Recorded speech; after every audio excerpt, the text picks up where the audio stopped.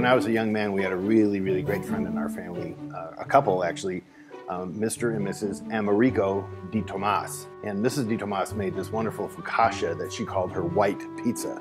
The problem in this altitude is, though, you have to let it rise a few times and punch it down a few times so that the gluten actually makes for a regular kind of bread dough. So it's made with yeast, obviously, that's been proofed with some sugar.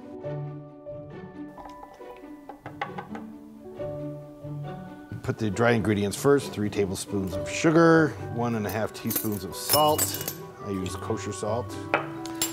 4 cups of pre-measured flour, 3 tablespoons of olive oil, the proofed yeast.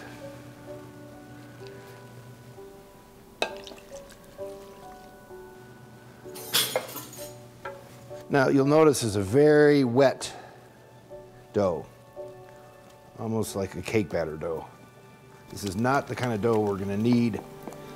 Now away with this for an hour and a half, 2 hours in a warm spot. This is risen for a second time. Now since this is such a wet dough, you can't punch it down the way you would a normal loaf, but you can punch out some of the air by doing this. So I'm going to cover that up and let this rise some more. Ah, nice, see? Risen one more time.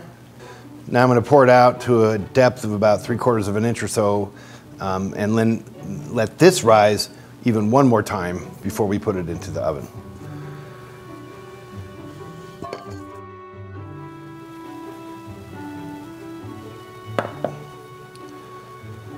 As you can see, I kind of deflate it when I do that. Pepper.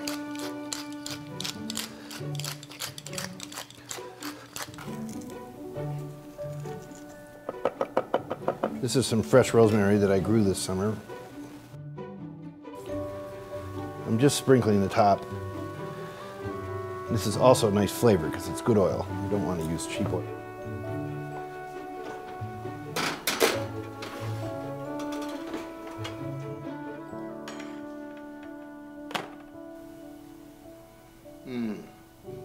Nice.